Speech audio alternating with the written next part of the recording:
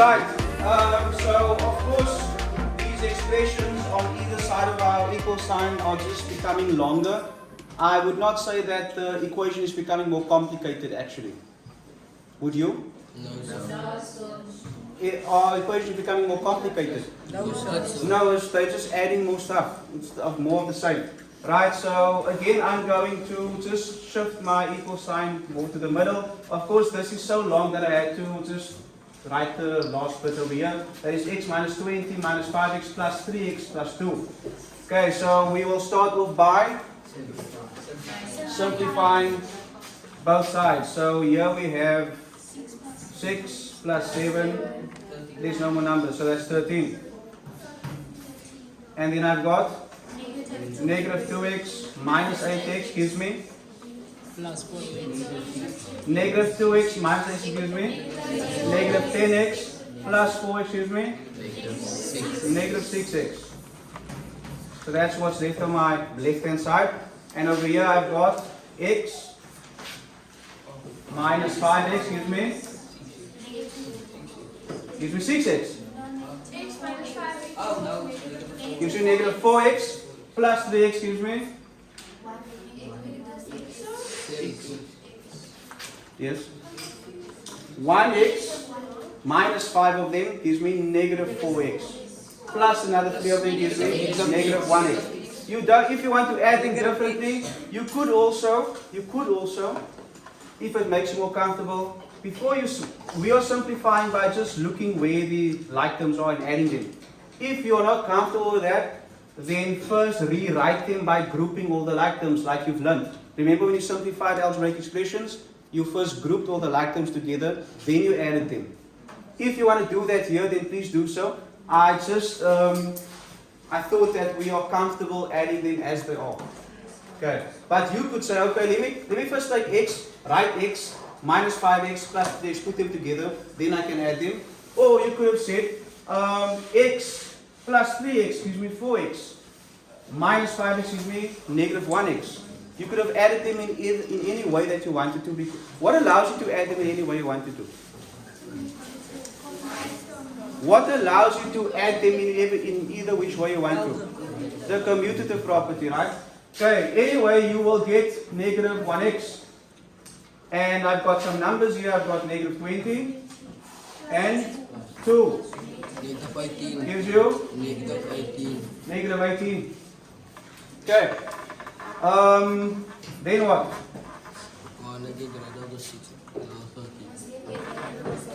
I'm going to take away the 13 here, right? And I'm going to take away the x there, or the negative x. So I'm going to subtract 13 on both sides. Let me just say minus 6x. That looks like a b, no? That looks like a b. Yes. Minus bx. Let's just... So that's minus 6x. Minus 6x. Minus 13. We would also want to add x on both sides, right? To get rid of the x there. So let's do that also. Let's be a bit adventurous. Why am I saying this? Because what have I done on the left hand side? I've done all the operations that I need to do to get everything in the right place. So all I need to do now is do the same thing there, which is take away a 13 and add an x. I know some of you are frowning because this is not how we normally do it according to the long way, but I need to cater for those of you who like to do it this way also. Okay? Are you guys still following me? Yes, sir. What is this resulting? It says 13 minus 13 gives me 13 minus 13 gives me 0. Negative 6x plus x gives me Negative 7x. negative 5x.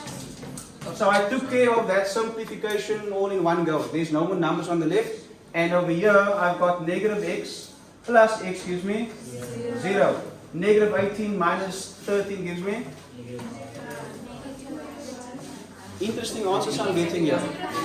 Negative 5, negative 31. Again, if you are still a bit shaky on how to add integers, What do I always tell you? What I always tell you? Use a calculator. Why must you get this wrong? Why? Why must you get it wrong? Do you own a calculator? Yes, sir. Most or all of you do. And if you don't have a calculator, some of you have phones but no calculator. That makes no sense, but you can have a calculator either way. Right, so negative 18 minus 13 gives me negative 31. Then what do? I use the multiplicative inverse, right? Meaning I need to divide by negative 5. Divide by the coefficient of x. So I have negative 5x divided by negative 5, and I have negative 31 divided by negative 5. And I have the negative 5 divided to negative 5 gives me 1x, and what happens here? Do you leave it like that? What do? You must simplify it into a mixed fraction, or you can write it as a decimal. Yeah, mixed number. So 5 goes into 31 6 times, and there's still 1/5 left. So this will be 6 and 1/5. Or you could say 6,2 if you're using your calculator. Are we together? Where did the negative? Where did the negatives go? Where did the negatives go? They disappeared.